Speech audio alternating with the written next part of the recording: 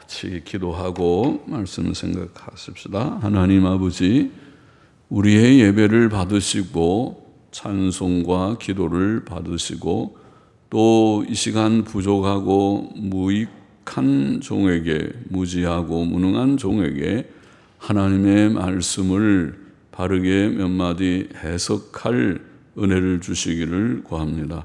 하나님의 은혜가 아니면은 아무것도 할 수 없고 할 힘이 없고 지혜와 능이 없는 자이지만은 하나님께서 부르시고 직분 주시고 또 이 귀한 일을 주님 하게 하시지만은 종은 무지하고 무능하오니 하나님께서 은혜를 주셔서 이 일을 조금이라도 감당케 하시고 또 이 강단에 하나님의 바른 말씀을 늘 전하고 해석하고 증거하고 가르치는 신실한 자를 항상 주시고 주님 주께서 오시는 날까지 이 교회가, 이 강단이 그렇게 되게 하여 주시기를 소원합니다.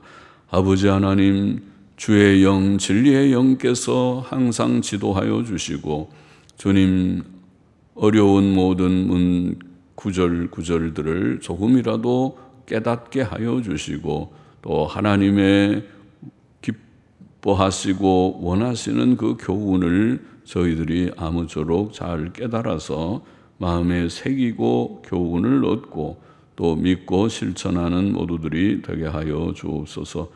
감사하며 예수님의 이름으로 기도하옵나이다. 아멘. 아멘. 요한계시록 17장, 어려운 말씀들, 계속 어렵다고 하면 여러분들이 다 불안하시겠지만은 그건 어려운 건 어려운 것이니까 성경에서 아마 가장 어려운 그런 책의 하나일 수 있겠죠. 그래서 요한계시록 해석은 여러 견해도 많고 그런 것이고 또 제가 얼마나 바르게 잘 해석할 수 있을는지 솔직히 그런 자신은 없지만은 그러나 조금 깨닫는 만큼 또 하고 못 깨닫는 것은 못 깨닫는 대로 또 덮어놓고 그리고 그러나 잘 우리가 해석하기 다 어려워서 모든 주석가들, 훌륭한 주석가들이 다 그렇게 잘 주석하지 못하고 의견들이 나뉘어 있지만은 그러나 거기에 대의 중요한 하나님의 교훈은 잘 드러나 있다고 보입니다. 그래서 우리가 어려운 부분은 여러 해석의 견해가 있을 수 있지만은 하나님께서 주시는 그런 교훈은 분명하게 마음에 좀 깨닫고 새기는 것이 필요합니다. 7절, 8절 다시 한번 보십시다. 천사가 가로되, 요한계시록 17장 7절입니다. 천사가 가로되 왜 기이 여기느냐? 내가 여자와 그 탄 바 7머리와 10뿔 가진 짐승의 비밀을 내게 이르리라. 우리가 17장 지난번에 1절부터 6절까지 조금만 읽었는데 거기에 큰 음녀가 나와 있었죠. 여기에 17장 1절에 많은 물 위에 앉은 큰 음녀의 받을 심판. 그러니까 17장의 지금 내용은 음녀가 결국 심판을 받아서 죽게 된, 멸망하게 된다. 그 얘기를 하려고 하고 그 내용은 16절쯤에 나와 있습니다. 그래서 그것이 17장의 중요한 그런 말씀이지만은 그 음녀가 어떠한 자인지 이 음녀는 3절에 우리가 읽은 대로 붉은빛 이 여자가 붉은빛 짐승을 탔는데 그 짐승의 몸에 참남된 이름들이 가득하고 7머리와 10뿔이 있으며 짐승이 참 또 희한하죠. 보통 짐승들은 뿔이 하나 달린 그런 뿔이 하나 달린 그런 소는 있죠. 유니콘이라고 그러죠. 그런 소가 있고 보통은 뿔이 2개 달리고 그런 정도는 우리가 보지만은 뿔이 7개 달리는 짐승은 아마 지상에 없지 싶은데 7개 뿔이 7개고 머리가 7개고 뿔이 10개. 머리가 보통은 짐승이 머리가 하나인데 머리가 7이고 뿔이 10개가 나 있는, 그러면은 아주 진짜 참 괴물과 같이 생겼는데 그런 짐승이라고 합니다. 그래서 우리가 해석하기를 머리가 7, 뿔이 10. 머리는 보통 지혜와 지식을, 그리고 뿔은 능력과 권의 그런 힘을 보통 상징하는 상징어가 아니겠는가.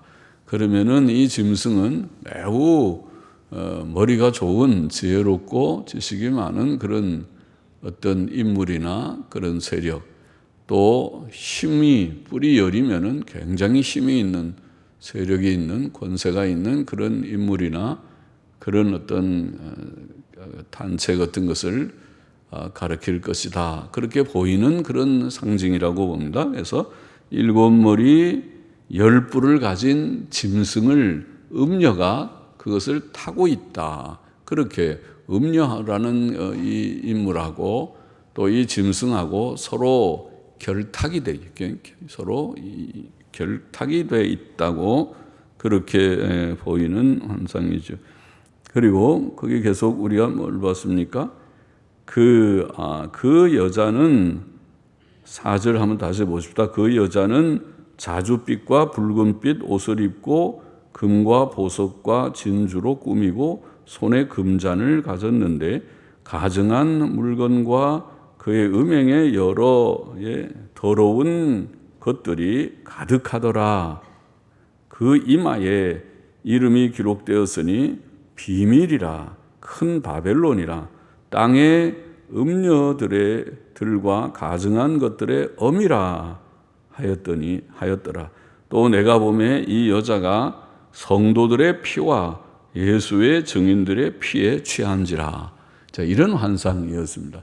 그래서 우리가 그것을 해석하기를 그 음녀는 여기에 여러 해석들이 있었죠. 세상이다, 혹은 로마 천주교다, 또 우리는 배교한 교회, 배교한 교회다. 아마 그렇게 보는 것이 좋지 않겠는가, 그런 말을 했었는데, 해석을 했었는데, 이제 그 음녀가 배교한 교회. 그래서 그러면 배교한 교회라고 해석하면 우리가 이 계시록 13장에 나오는 두 짐승의 환상이 있었는데 거기에 첫 번째 짐승, 두 번째 짐승. 첫 번째 짐승이 바로 지금 여기에 나오는 음녀가 타고 있는 짐승과 같아요. 7머리 10뿔의 짐승이 첫 번째 짐승이고, 두 번째는 새끼양 같은 또 짐승이 하나 나오는데 그것은 우리가 요한계시록 계속 읽어나가면 19장까지 보면은 그것이 거짓 선지자라고 해석을 하고 있어요. 요한계시록 책이. 그러니까 그 두 번째 짐승은 분명히 거짓 선지자니까 그것은 종교적인 인물이죠. 그러니까 이것이 배교한 교회를 가리키는 것이 아닌가 보입니다. 그러면은 여기에 음녀는 바로 두 번째 짐승과 동일시될 수 있는 그런 인물이라고 보입니다. 인물이나 혹은 그런 단체나. 그렇게 보면 배교한 교회, 그것이 두 번째 짐승, 여기 음녀와 같이 봐야 되지 않겠는가. 그리고 이 음녀하고 그 다음에 첫 번째 짐승은 우리가 해석하기를 적그리스도라고 했습니다. 적그리스도적인 인물이든지 국가다. 그러면 어떤 적그리스도적인 국가가 믿는 사람들을 굉장히 핍박하는 독재 국가입니다. 그러니까 독재 정권, 독재 국가, 그런 어떤 인물이나 독재자나 독재 국가를 가리킬 것이다. 그리고 거짓 선지자와 이 독재 국가가 결탁해 가지고 서로 아주 서로 친밀하게 관련을 가져서, 그래서 아니 종교하고 정치는 사실은 좀 분리가 돼 있어야 되는데, 그렇죠? 종교하고 정치가 혼동되면 안 되잖아요.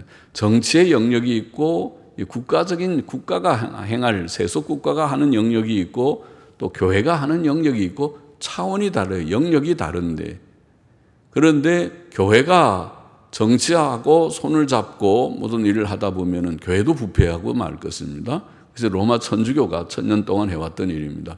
그래서 교회가 정치 권력이 돼서도 안 되고 정치와 너무 결탁해서도 안 되는데, 지금 여기에 모양을 보면은 배교한 교회는 그렇게 될 것이다.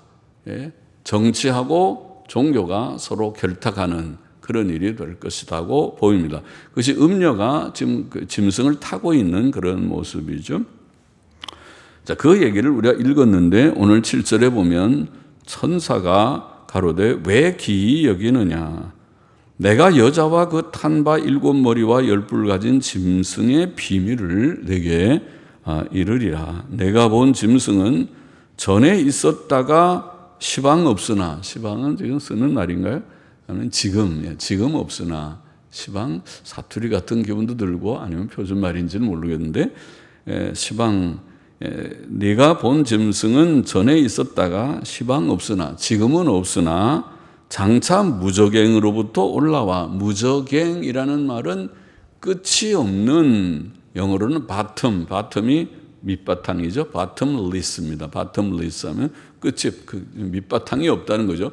무한히 들어가는 구덩이를 무저갱이라고 표현하는데, 지옥 같은 것이죠. 말하자면 지옥, 깊은 어두움의 그런 구덩이를 표현하는 것인데, 무저갱으로부터 올라와 멸망으로 들어갈 자니. 누가? 지금 이 짐승, 여기에 여자가 타고 있는 7머리 10뿔 가진 짐승이, 이 짐승은 전에 있었다고 지금 말하고, 그러나 지금은 없고 장차 무저갱으로부터 올라와서 그리고 마침내 멸망으로 들어가는, 지옥으로 갑니다. 멸망에 들어갈 자니 땅에 거하는 자들로서 창세 이후로 생명책에 농명되지 못한 자들. 자, 그런 말씀이 요한계시록에 몇 번 나오죠. 창세 이후로 생명책에. 그러면 아담 이후, 창세는 아담이 창조된 처음이니까, 첫사람이니까 아담 때로부터 하나님의 심판하는 마지막 때까지 생명책에 기록된 자가 있고 생명책에 기록되지 못한 자가 있고, 두 부류의 사람이 있어요. 하나는 택자들이죠. 하나님의 선택을 받고 속죄신앙, 우리가 속죄신앙이라고 그러죠. 예수 어린 양의 피로 죄 씻음을 받은 예수 그리스도의 속죄를 깨닫고 믿게 된, 속죄의 복음을 믿는 복음신앙, 속죄신앙입니다. 예수 그리스도께서 나의 구주다. 나는 죄인이고 죽어야 될, 지옥 가야 할 자인데 주께서, 하나님의 아들께서 나를 위하여 십자가의 대속의 죽음을 죽으심으로 십자가에 죽으신 그 죽음이 나에게 구속이 되었다, 나의 죄 씻음이 되었다고 깨달아지는, 그게 속죄신앙입니다. 그 깨달음이 아주 기본적인 복음신앙입니다. 구원신앙입니다. 그 깨달음이 없다는 말은 뭐냐면 예수님이 하나님의 아들인 거 안 믿는 거고, 죄가 그렇게 심각하다고 믿지 않는 거고, 하나님의 심판을 그래 두려워하지도 않는 거고, 속죄고 뭐고 그것이 옛날 캐캐 묵은 원시적인 개념이지 오늘 우리 현대인들에게 맞지 않는다고 생각하는 불신앙자들은 믿지 않을 것입니다. 그러나 성경적 믿음을 가진 깨닫는 자는, 하나님은 두려운 심판의 하나님은 예나 오늘이나 노아 홍수 심판이나 소돔 고모라 심판이나 또 가나안 칠종 멸하는 심판이나 또 마지막 최종 지옥 심판이나 변함이 없이 하나님은 공의의 하나님, 죄에 대해서 하나님께서 징벌하시는 하나님인 걸 믿는 자요. 그리고 죄가 이렇게 심각한 존재, 이 사실이라는 걸 깨닫는 자요. 예수님이 하나님의 아들로서 우리를 위하여 십자가에 피 흘려 죽으심으로 우리를 속량하셨다는, 예수님이 하나님의 아들이 아니면은 그의 죽음이 그렇게 가치 있지 않습니다.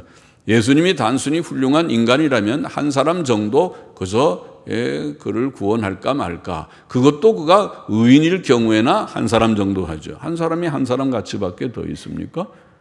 그리고 아담의 자손 중에서 죄인 아닌 사람이 없으니 예수님이 신이 아니라면 그도 죄인일 가능성이 많습니다. 그러니까 예수 한 사람 죽어봐야 사람을 구원할 수가 없습니다. 의인이라 하면 한 사람 정도. 그렇지, 우리 많은 사람을 구원한다는 것은 그것은 이치에 맞지 않습니다. 그러나 예수님이 하나님의 아들이시기 때문에 그것이 이치에 맞는 것입니다. 하나님의 아들의 죽음은 하나님의 죽음과 같습니다. 하나님의 아들의 죽음은 한 분의 죽음이 온 인류 전체와 맞바꿀 만한 가치가 있습니다. 하나님의 죽음이 아닙니까? 하나님은 인류 전체를 합산한 것보다 가치 있는 분이십니다.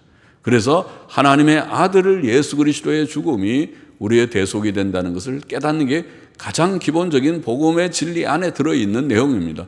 그래서 이 진리를 깨닫는 속죄신앙을 가진 자가 생명책에 기록된 자, 그렇게 말을 어린 양의 상세 이후로 죽임을 당한 어린 양의 생명책에 기록된 이라고 성경에 표현하는, 계시록에 표현된 그런 말씀입니다. 속죄신앙 가진 자, 그렇게 속죄신앙을 갖지 못한 자들은 이전에 있다가 시방 없으나 장차 나올 짐승을 보고 기이 여기리라. 그들은 기이 여기겠죠. 세상에 이런 악한 자가, 이런 악한 저런 독재자가 나타났는가, 그렇게 하겠죠. 그러나 예수님 믿고 속죄신앙 가진 사람은 이미 말씀을 다 배우니까 하나님의 진리에 예언을 다 들어서 그거 예언돼 있으니까 저런 독재자, 극악한 히틀러가 나타난다 하더라도, 스탈린이 나타난다 하더라도 놀랄 것이 아니라 그거 참 악하죠. 저렇게 많은 사람을, 사람 죽이기를 그렇게 막 죽이는 김일성이가 나타나고 김정은이가 자기의 형을 그렇게 독살시키고 해도 하나도 그것이 이상한 일이 아니라 그렇게 그 세상에 그런 일 나타난다고 그랬는데 그런 유의 사람이로구나. 우리는 보는 것입니다. 앞으로 주님 재림 직전에 진짜 독재 정권이, 무서운, 그것이 공산 정권이든지 이슬람 정권이든지 간에 어떤 무서운 정권이, 그리고 그 정권이라는 것은 정권이 무서운 것이 아니라 정권에 나오는 그 인물이 무서운 거죠. 독재자죠. 러시아에 지금 있는 푸틴도 장기 집권을 하려고 거의 지금 다 할 수 있다고 그러니까 무서운 인물이죠. 그 사람이 KGB의 아주 요인이라고, KGB 출신이라고 하더니 정말 완전히 조직을 장악하는, 그 거대한 러시아를 장악하는 그런 리더십을 발휘하고 있습니다. 무서운 인물이죠. 그러죠. 저 중국의 지금 시진핑도 무서운 황제라고 말할 정도로 권력을 장악하는 그 모든 고난 속에서 자기가 그렇게 그 자리에, 주석 자리에 올라가서 무서운 인물이죠. 시진핑은 보통 인물이 아닙니다. 그리고 시진핑과 또 푸틴이 서로 사이 좋아서 서로 의기투합해서 우리 힘 합칩시다, 합치자고 하는 것은 그건 작은 사건이 아닙니다. 이 지구를 흔들 만한 사건입니다. 다시 한번 공산주의가 부흥할 수 있는 그런 사건입니다. 얼마든지 그런 사건입니다. 지금 그런 일이 이루어졌다는 말이 아니고 이거 자유천지에, 거기도 지금 자유를 말하고 중국도 꽤 자유를 말하고 그렇게 말하는 반론을 하는 사람들이 있을지 몰라도 그렇게 뭐 볼 수도 있지만은, 그런 면도 있지만은, 그러나 그렇지 않은 면도 지금 많이 보이지 않습니까? 홍콩이 이미 그 자유가 없어지지 않았습니까? 중국에 무슨 자유가, 진정한 종교의 자유가 있습니까? 없다고 생각합니다. 없다고 보입니다. 중국 안에 진정한 종교의 자유가 없지 않습니까? 제가 얘기 듣기에는 그 삼자 교회라는 것은, 그것은 공산당 아래 있는 교회입니다. 공산당 아래 무슨 교회가 가능합니까? 공산당 자체의 신념은 무신론인데 그 아래 무슨 교회가 가능한 것입니까? 삼자 교회는 그러므로 그것은 진정한 교회라고 우리가 여겨서는 안 될 것이라고 저는 생각합니다. 그러잖아요. 공산주의하고 기독교가 같이 병립할 수 있다는 것입니까? 그것은 도무지 말이 되지 않는 것입니다. 그래서 중국 안에는 교회가 있다면 지하교회밖에 없습니다. 그것은 드러나 있는 삼자교회, 그건 공산당원들의 교회고, 그것은 공산주의 안에서, 그것을 긍정하는 안에서 기독교, 마치 말하자면 우리가 옛날 일제시대에 일제에 그 굴복하면서 교회 노릇하는 그런 사람들, 그런 사람들과 비슷합니다. 그러니까 신사참배하는 기독교와 비슷합니다. 그것은 기독교가 아닙니다. 신사참배하는 기독교는 우상숭배하는 교회였습니다. 그것은 교회가 아니었습니다. 그래서 그 교회를 인정하는 것과 비슷한 것이니까 제가 지금 말하려고 하는 것은 그런 가능이 현재는 없을지 몰라도 우리가 내다보면 공산주의가 죽은 것이 아니기 때문에 공산주의 국가나 또 그것을 지배하는 그런 독재적인 인물이 나타날 가능성은 얼마든지 있다고 우리가 보아야 할 것이고, 그것이든지 아니면 이슬람 세계도 굉장히 무서운 그런 세계죠. 공산주의보다는 그렇게 강력한 조직인지는 몰라도 이슬람 세계도 굉장한 그런 세력인 것은 사실입니다. 그리고 이슬람과 공산주의가 어느 날 만일 손잡는다면 그것은 정말 무서울 것입니다.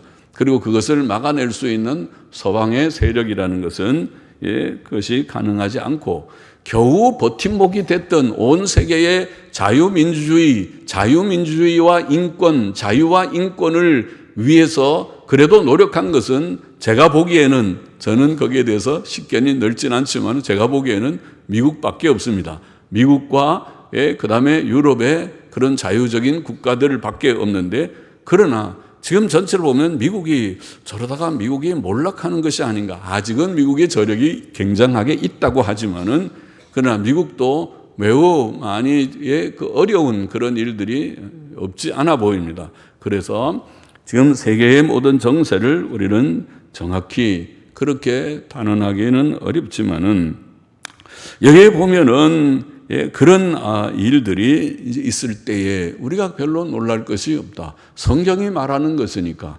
그러나 바른 이런 속죄신앙을 갖지 않은 사람들은 그런 세계의 정세를 볼 때 세상에 이렇게 되면 안 되는데 하는 그런 일이 있을 것입니다. 우리 기독교인이나 제가 지금 말하면 그런 일이 있어도 놀라지 않는다 그러지, 그렇지 않고 믿음이 없는 사람들은 그러면 안 된다. 믿음 없는 사람 속에서도 우파들이 많이 있습니다. 믿음 없는 사람 중에서도 공산주의 싫어하는 사람들이 많이 있습니다. 왜냐하면 공산주의가 객관적으로 수없이 많은 사람을 죽인 잔인한 그런 인권을 짓밟는, 자유를 짓밟는 그런 사상이라는 것을 아는 사람들은, 믿는 사람 아니고도 얼마든지 있습니다. 그래서 그런 사람들이 볼 때에도 그것은 그런 일이 있어서는 안 된다고 생각하는 일이 벌어지면 앞으로 다시 한번 온 세계에 그런 독재국가, 독재자가 나타나게 될 때에는 다 놀랄 수 있을 것이라, 여기 오늘 본문의 말씀대로 그럴 것이라고 보입니다. 자, 내가 본 바 짐승은 전에 있었다는 말은 역사상 그런 일들이 더러 있었다는 것을 보이고 있습니다. 적그리스도적인 그런 성격을 가진 나라들이 역사상 전에 있었다, 그렇게 본문은 표현하고 있습니다. 옛날 바벨론 나라는 무서운 적그리스도적인 성격을 가진 무서운 그런 독재 정권과 같았습니다. 옛날 나라들이 주로 그런 제국들이 많이 있었지만은 말이죠. 또 헬라 시대에 수리아의 안디오코스 에피파네스라고 하는 인물은, 에피파네스라는 말은 화신이라는, 자기가 신의 현현이라는 그런 별칭입니다. 에피파네스 사생가 하는 그런 인물인데, 안디오코스 4세인가 하는 인물인데, 안디오코스 그 별명이 에피파네스입니다. 에피파네스는 현현이라는 말, 자기가 신이라는 거죠. 자기 신의 현현입니다. 신이 나타났다는 것입니다. 마치 북한의 김일성하고 비슷하죠. 북한 사람들은 김일성은 태양입니다. 신입니다. 그러니까 뭐 신화도 만들어내잖아요. 김일성이가 뭐 어떻게 하니까 뭐 이상한 일들이 막 일어나고 신화적인 얘기들을 하잖아요. 그러니까 거의 그건 종교입니다. 북한은 김일성 주체 사상이라는 것은 김일성 종교입니다. 그것이 그렇게 돼 있듯이 역사상에 이런 인물들, 안디오코스 에피파네스 같은 그런 인물, 안디오코스 4세라고 하는 이런 인물은 그런 무서운 그런 핍박자였습니다. 그래서 유대인들을 많이 핍박하고, 또 이스라엘 땅에 예루살렘 성전을 짓밟고 거기에다가 제우스 신상을 세우고 이런 일들을 하는 그런 일을 역사상 했습니다. 그것이 헬라시대란 말은 주전 한 160년 전후에 그런 일들이 있었던 것입니다. 사도 요한 당시에 로마 제국도 굉장한 핍박자였던 것은 사실입니다. 그래서 네로 황제도 많이 핍박했고, 또 이 사도 요한이 요한계시록으로 쓸 즈음의 황제가 도미티안 혹은 도미시안 황제라고 생각하는데, 그때도 많은 그런 핍박이 있었습니다. 자, 그러나 여하튼 여기 오늘 본문에 보면은 이전에 있었으나 지금은 없다, 그렇게 표현하고 있습니다. 지금은 본격적인 그런 적그리스도적인 그런 강력한 어떤 정권이나 그런 독재자가 나타나 있지 않다는 뜻 같고, 그러나 장차 무적행으로부터 올라와서 지옥으로부터 올라오듯이 끝없는 흑암으로부터 올라오는, 이것은 악한 마귀의 권세를 받은 인물이 분명하죠. 그래서 빛으로부터 오는 것이 아니라 무저갱으로부터 오는 캄캄한 어두움으로부터 나오는 그런 인물, 마귀의 권세를 가진 그런 인물이 나타나게 될 것이다. 그렇게 말하고 있습니다. 자, 이 적그리스도의 나라는 마귀의 권세를 가진 폭력적 독재 정권일 것입니다. 이것이 지금 말하는 주님 재림 직전에 나타나는 그런 인물, 음녀가 타고 있는 짐승으로, 7머리 10뿔의 그런 괴이한 짐승으로 묘사되어 있다고 봅니다. 9절 보십시다. 지혜 있는 뜻이 여기 있으니 그 7머리는 여자가 앉은 7산이요 또 7왕이라. 5은 망하였고 하나는 있고 다른 일은 아직 이르지 아니하였으나 이르면 반드시 잠깐 동안 계속하리라. 전에 있었다가 시방 없어진 짐승은 8째 왕이니 7 중에 속한 자라. 저가 멸망으로 들어가리라. 네가 보던 10뿔은 10왕이니 아직 나라를 얻지 못하였으나 다만 짐승으로 더불어 임금처럼 권세를 일시 동안 받으리라. 어려운 부분이지요. 그러나 지금 7머리 10뿔을 아예 다 짧은 몇 절에 설명을 하고 있습니다. 자, 여기에 짐승의 7머리가 여자가 앉은 7산이라고 설명을 하고 있기 때문에 지난 시간에도 설명했지만 이것은 로마를 가리키는 것이 아닌가. 로마는 예로부터 7 언덕 혹은 7 언덕의 로마라고 불리었다고 제가 지난 시간에 설명했습니다. 만일 그 나라가 로마라면, 이탈리아의 수도 로마라면 이 예언은 배교한 교회가 로마를 중심으로 활동하는 교회일 것이며 또 적그리스도의 나라도 그곳을 중심으로 삼고 활동할 것이라는 예언일 것입니다. 이것은 초대교회, 지금 사도 요한이 쓴 이후에 상당한 세월 동안 중세 시대를 거쳐오면서 이것은 거의 성경의 예언의 성취와 같이 그 시대의 상황이 그렇게 보였습니다. 그 당시의 로마는 종교적인 본거지일 뿐만 아니라 로마 천주교회의 본거지일 뿐만 아니라 정치적으로도 세력을 가졌습니다. 그 당시에 신성 로마 제국이라고 하는 옛날 로마는 멸망해서 동서로마가 분열되고 서로마가 먼저 말하고 동로마가 나중에 망해서 다 망하지만은 그러나 신성 로마 제국이라는 것이 다시 로마를 회복하기 위한 제국이 있어서 로마 제국의 황제가 힘이 있었지만은 그러나 교황과 겨룰 만한, 교황이 때때로 로마 황제를 굴복시키기도 하고 로마 황제가 교황을 굴복시키려고도 하고 서로 엎치락뒤치락 싸움이 있는 것이 이게 초대교회의 우리가 역사를 보면은 중세까지 들어서서 그런 역사이었습니다. 그래서 교황의 권세가 굉장히 컸던 그런 시대가 중세시대입니다. 이 로마 천주교 교황이 그래서 신성 로마 제국의 황제를 굴복시켜서 그 겨울에, 추운 겨울에 그렇게 성문 앞에서 꿇어서 교황 앞에 용서를 빌게 하는 유명한 카노사의 굴욕이라고 하는 그런 사건이 역사책에 기록되어 있는 것입니다. 그런 시대가 있었습니다. 여기에 만일 그 로마가 다시 그 로마라면은 중세시대처럼 이탈리아 수도 로마와 로마 천주교회는 또다시 온 세계의 종교적, 정치적 중심지가 될 것입니다. 이것은 가정을 해보는 것뿐입니다. 그래서 만일 이렇게 가정한다면 지난 시간에도 얘기했지만은 현재 있는 세계교회협의회 WCC와 로마 천주교 RCC가 연합되는 날이 오게 되지 않겠는가. 그렇게 되고 또 독재 정권이라고 말하는 공산 독재 정권이 세계적으로 다시 형성이 돼서 그것이 러시아와 중국이 연합되는 건지 어떤지는 몰라도 우리가 그렇게 구체적으로 예언하고 싶지는 않지만은 어떤 독재 정권이 형성되고 그 독재 정권과 이 종교적인 이 배교적인 교회와 연합되는 일이 있다면 성경이 문자적으로 로마 중심의 새로운 어떤 그 세계가 펼쳐질 가능성도 없지 않다. 그렇게 성경의 말씀이 그런 뜻이라면 그렇게도 우리가 해석할 수 있을 것이다. 또 많은 이들은 여기에 7왕이, 또 7산이라고도 말했지만 7왕이라고도 표현했는데 7왕을 7나라를 가리키는 것이 아닌가 그렇게 보았습니다.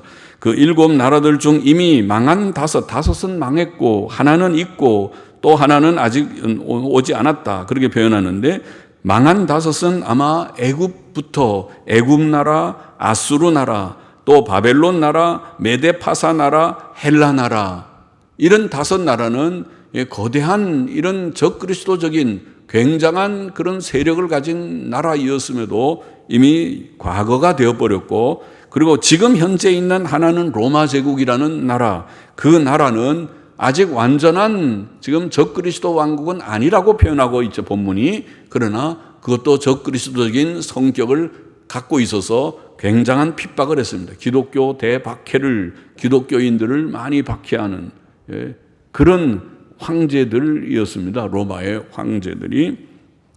그러나 아직 오지 않은 다른 하나는 예수 그리스도의 재림 직전에 나타날 세계적인 강력한 독재 정권일 것이다. 그렇게 해석되는 것입니다.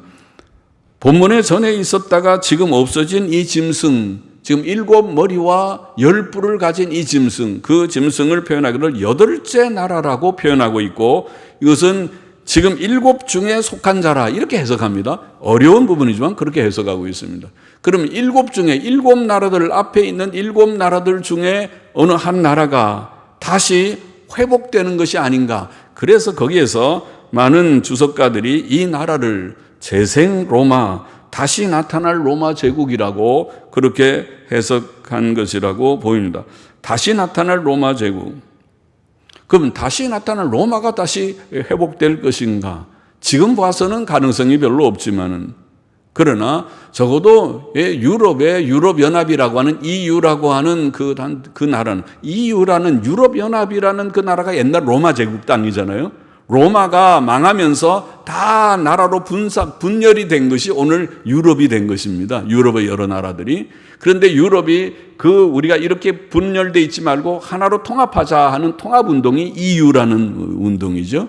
그래서 EU는 아직 완전하진 않지만은, 그리고 EU라는 것이 우리가 근래하는 대로 무슨 영국이 거기서 탈퇴하느니 그리스가 탈퇴하느니 어쩌고 하는 그런 얘기들이 있으니까 아직 완전하진 않지만은, 그러나 유럽 EU라고 하는 것은 로마 제국을 회복시켜 보려고 하는 그런 생각이 그들 속에 없지 않을 것이다. 로마 제국의 회복이라는 생각이 여전히 있을 것이라고 보이고, 아까 말한 대로 러시아나 또 중국은 무서운 그런 공산 사상을 가진 공산 세계이고, 그리고 이슬람 세계도 역시 강력한 그런 독재 국가가 될 수 있는 세력이니까 우리가 무엇이 어떨지는 잘 모르지만은, 그러나 그런 나라들을 EU의 모든 일들이 일어나서 뉴스거리가 되면 주목해서 봅니다. EU가 어떻게 변하고 있는가. 처음에는 10개국이었다가 그때는 여기에 10뿔에 딱 맞다 그렇게 해석도 나왔는데, 나중에 14개가 되고 많이 늘어나니까 그거 맞지 않다 그러기도 하고, 그래서 EU가 어떻게 지금 활동이 진전이 되는가, EU도 관찰하고, 또 러시아와 중국이 가까워서 서로 결탁하고 손잡는다, 그런 서로 친해진다 그러면 저것이 다시 공산주의가 다시 부흥하려고 하는가, 그리고 쳐다보게 되고, 또 이슬람 세계는 여전히 갈등 속에 있죠. 그 세력이 굉장히 큽니다. 이슬람 세력이. 그래서 이슬람 세력은 종교적인 또 세력이기 때문에 그것은 이슬람과 또 이스라엘의 갈등, 그것은 아주 풀 수 없는 갈등이니까 성경의 예언이 이스라엘 땅, 유대 땅에서 어떤 그 갈등이 폭발될 것이다, 혹은 또 중동에서 어떤 전쟁이 일어날 것이다 할 때 그것은 이 이슬람 세력과 연관된 것이 아닌가, 이런 생각을 우리가 버릴 수 없으니까 주목을 하는 것입니다. EU를 주목하고 또 중국과 러시아를 주목하고 그리고 이슬람 세력을 주목하는 것뿐입니다. 정확히 우리가 알 수는 없지만 여기에 열은 상징적인 숫자일 것이라고 봅니다. 13절 보십시다. 저희가 한 뜻을 가지고 자기의 능력과 권세를 짐승에게 주더라. 저희가 어린 양으로 더불어 싸우려니와 어린 양은 만주의 주시요 만왕의 왕이심으로 저희를 이기실 터이요 또 그와 함께 있는 자들 곧 부르심을 입고 빼내심을 입고 얻고 진실한 자들은 이기리로다. 적그리스도의 나라들은 재림하시는 주 예수 그리스도와 싸울 것이라고 묘사되어 있습니다. 예수 그리스도의 재림에까지 갈 것이다. 예수 그리스도 재림 직전의 현상입니다. 적그리스도의 강력한 독재 국가가 형성되고 그때 주의 재림이 임해서 재림하시는 주님이 저들을 진멸하게 될 것이다. 그렇게 되어 있습니다. 이것은 주 예수 그리스도께서 재림하셔서 싸우실 마지막 전쟁일 것입니다. 이것은 아마도 아마겟돈 전쟁과도 연관될 것입니다. 계시록 16장 15절에 아마겟돈 전쟁을 예언하면서 주의 재림에 대한 언급을 하고 있는데 그것이 정확하게 어떤 구분이 되는지는 몰라도 연관될 것이라고 보입니다. 그 전쟁에서 어린 양께서는 이기실 것입니다. 그는 만주의 주요 만왕의 왕이시기 때문입니다. 또 어린 양과 함께 있는 자들 곧 하나님의 선택을 받고 부르심을 입고 진실한 자들은 이길 것이다. 이것이 중요한 교훈입니다. 이런 지금 독재 국가가 있고 배교한 교회가 있고 하지만은 주의 재림을 맞이하고 주님 앞에서 우리가 승리하는 주님의 재림을 영접할 수 있는 무리가 있고 주님의 재림으로 인하여 심판을 받는 대상이 있고 하니까 두 부류로 나뉘니까 하나는 이 악한 자들은 주님이 재림하시면 그들을 멸망시키고 불못에 지옥 불못에 던지게 될 부류의 사람들도 분명히 있을 것이고 그 대표가 바로 적그리스도와 그 앞잡이가 된 거짓 선지자들, 배교의 교회와 그리고 적그리스도 이 독재 정권, 독재자가 그것이 하나님 앞에 벌받을 그런 바로 1호 대상들이고 그렇죠? 주께서 원하시는 뜻과 정반대잖아요. 주님은 착하게 살아라. 사랑이 계명의 핵심이다. 서로 선하게 선을 베풀라. 겸손하라 그랬는데 그와 정극단이 있잖아요. 사람들이 보통 다 교만하고 악한 자들도 많지만 이것이 극으로 가서 저렇게 악한 사람 처음 봤다. 예. 사람 죽이기를 아주 정말 그렇게 눈 하나 깜짝하지 않고 얼굴 하나 붉어지도 않고 죽일 수 있는 저는 스탈린 같은 인물, 히틀러 같은 인물, 600만 유대인들을 다 죽이면서도 눈 깜짝하지 않고 양심의 거리낌이 없는 자들, 1억 명을 죽이고도 아직도 괜찮다고 하는 자들, 천주교도 그 중에 하나라고 그러죠. 5천만 명을 죽이고도 아직도 천주교가 공식적으로 거기에 대해서 회개하고 뉘우친 적이 없는 그들이 천주교입니다. 그들이 공산주의입니다. 그들이 독재가들입니다. 히틀러였습니다. 그런 자들이 주님 오실 때 가만두겠습니까? 그들은 이로 지옥에 던지울 자들이 될 것입니다. 그렇게 성경이 말했습니다. 적그리스도와 거짓 선지자들을 불못에 던질 것이다. 19장 나중에 넘어가 보면. 그러나 여기에 주님을 영접하게 될 자들도 언급했잖아요. 만왕 어린 양이 이길 것인데 어린 양은 저희를 이길 터이요 또 그와 함께 있는 자들 부르심을 입고 빼내심을 얻고 진실한 자들 그렇게 말해서 그 성도들이죠. 진실한 성도들. 이 어려운 시대에도 승리하는 자들, 주님이 선택하시고 속죄신앙 가지고 피 흘려 구속하신 자들, 진실하게 주님 믿는 자들, 그들은 이길 것이다. 15절 마저 보십시다. 또 천사가 내게 말하되 내가 본 바 음녀에 앉은 물은 백성과 무리와 열국과 방언들이니라. 내가 본 바 이 열불과 짐승이 음녀를 미워하여 망하게 하고 벌거벗게 하고 그 살을 먹고 불로 아주 사르리라. 하나님이 자기 뜻대로 할 마음을 저희에게 주사 한 뜻을 이루게 하시고 저희 나라를 그 짐승에게 주게 하시되 하나님 말씀이 응하기까지 하심이니라. 또 내가 본 바 여자는 땅의 임금들을 다스리는 큰 성이라 하더라. 자, 이게 큰 음녀, 즉 배교한 교회는 마침내 적그리스도의 나라에 의해 망할 것이라고 되어 있죠. 교회가 세상을 사랑하고 세상과 벗이 될 때 하나님께서는 그것을 영적 음행이라고 간주하시고 증거를 하십니다. 그렇죠? 야고보 4장 4절에 나와 있죠. 간음하는 여자들이여 세상과 벗된 것이 하나님의 원수임을 알지 못하느뇨. 그런즉 누구든지 세상과 벗이 되고자 하는 자는 스스로 하나님과 원수되게 하는 것이니라 그랬죠. 그렇죠? 세상과 벗되는 것을 간음이라고 했어요. 하나님 바로 섬겨야 될 인생이 하나님 없이 사는 것. 그것이 에덴 동산에서 아담과 하와가 죄 짓는 것이 바로 거기서 시작된 거죠. 하나님 명령 지키지 않고 자기 생각대로 하나님 명령을 어기고 갈 때에 죄 지은 것이죠. 그래서 쫓겨난 것이죠. 그것이 오늘 이 신라권이 된 이 세상의 모든 저주받은 세상의 현실이지요. 하나님께서 그것을 영적 음행으로 간주하시기 때문에 벌하시는 것입니다.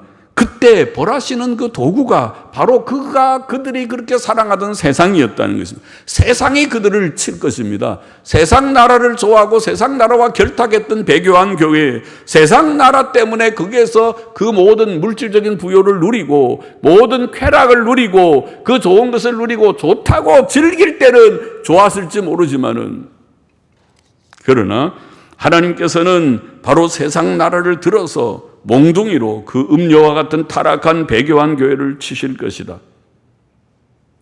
배교한 교회는 세상보다 먼저 하나님의 심판을 받을 것이다. 이 성경에 보면 여기에 거짓 선지자는 먼저 지옥에 들어갑니다. 지옥에 들어. 배교한 교회가 그러니까 먼저 교회 안에서 잘못된 목사들, 또 성도들, 직분자들, 그들이 먼저 하나님의 심판을 받을 것이다. 그런 말과 같이. 그러나 그 배교한 교회의 멸망은 다 하나님의 섭리 가운데서 되어진다. 오늘 본문에. 그래서 하나님께서 적그리스도의 나라 지도자들이 그 배교한 교회를 미워하게 되는 것은 오늘 본문에 보면 하나님께서 그들 속에 자기들의 뜻대로 할 마음을 주시기 때문이라. 그 지도자들이 세상의 이 독재자들이 그 속에 저 예수쟁이들을 없애버려야 돼. 진정한 예수쟁이들이 아니라 우리와 결탁해가지고 하던 저것들도 보기 싫어. 다 없애. 저것들. 저 위선자들 다 없애. 그래서 그들이 미워하는 마음을 그들에게 줘서 그 거짓 선지, 이 음료를 여기 보면 어떻게 해야 되고 표현에 음료를 벌거벗게 하고 살을 먹고 불로 아주 살아버리다, 사르리라. 그렇게 표현했죠. 멸망한다는 말이죠. 음녀의 심판, 17장에 큰 음녀의 멸망, 큰 음녀의 심판은 이렇게 이루어진다. 그들이 그렇게 사랑하고 결탁하고 즐겼던 세상이 적그리스도의 나라, 그것이 그들을 멸망시키는 그런 세력으로 그들에게 임하게 될 것이다. 오늘 본문의 교훈을 정리해 보면 우리가 두 가지입니다. 첫째, 배교한 교회는 망한다는 것이. 배교한 교회는 망한다. 그 교회는 물질적 부여와 세상 권세를 누릴 것이지만 영적으로 육적으로 음란하다가 결국 망하고 말 것이다. 적그리스도의 나라는 얼마 동안 그 배교한 교회와 친근하고 그 교회를 사용하다가 마침내 버릴 것이다. 그리고 죽일 것이다. 멸할 것이다. 세상이 다 그러죠. 세상 사람들이 자기가 이용해 먹을 가치가 있을 때는 들어서 이용하고 그 다음에 가치가 떨어졌다 싶으면은 그 다음에 갖다 버리는 것처럼 똑같으죠. 종교를 한때는 그들이 좀 사용한다고 이렇게 세워주다가 그 다음에 갖다가 멸하고 버리는, 그것이 그렇게 될 것이다. 그러나 그것은 하나님의 작정하신 뜻 가운데 내리시는 하나님의 심판과 징벌입니다. 그러므로 참 성도들은 배교한 교회에 속해서는 안 됩니다.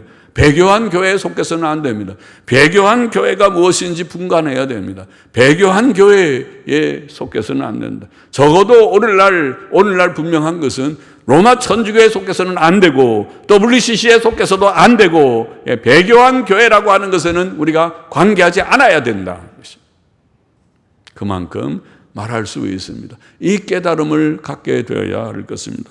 이 깨달음을 갖게 되지 못하면 못하는 것이죠. 그거는 하나님 앞에서 각자 자기가 가진 신념, 분별력을 가지고 살다가 하나님의 심판대 앞에 서게 되지만, 적어도 여기에 있는 말씀 보면 배교한 교회는 망하는데 배교한 교회와 내가 관계하지 말라. 하나님의 백성들은 배교한 교회와 관계하지 말고 나와야 된다. 그 교회에 머물러 있지 말아야 된다. 그것은 하나님의 메시지라고 믿습니다. 배교한 교회와 관계하지 말. 두 번째로 어린 양 예수 그리스도와 함께 있는 자들, 곧 하나님의 택하심을 입고 부르심을 입은 진실한 성도들은 이길 것이다. 그렇게 되어 있습니다. 그것도 교훈이라고 말했죠. 우리가 적그리스도의 나라와 배교한 교회의 미혹과 핍박을 이기려면 우리는 어린 양 예수 그리스도와 함께 거하고 함께 행하는 자들이 되어야 하는데, 누가 함께 거하고 함께 행하는 자인가? 아까 말한 대로 속죄신앙 가지고 예수 그리스도가 나의 구주이시고 나의 의는 이것뿐 예수의 피밖에 없네. 예수의 피밖에 없네.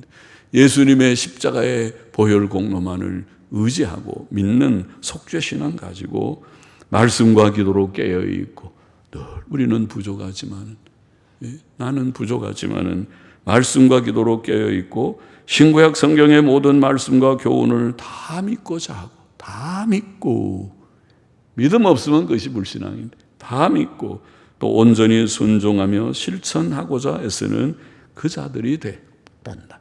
진실한 성도가 맞죠?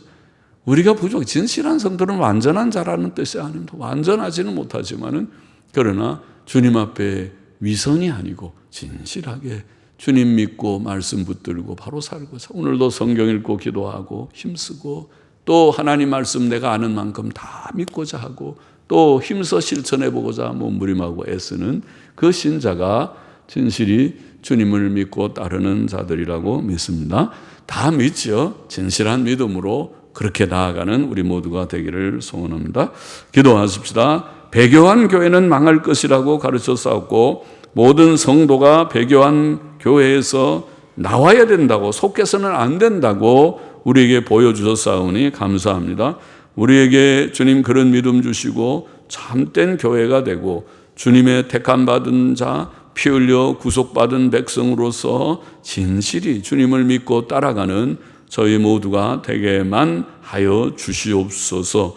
감사하며 이 패역한 시대, 배교와 타협과 혼돈의 시대에도 주님 이 교회와 성도들이 바른 길 붙들고 갈 수 있도록 주께서 도와주옵소서.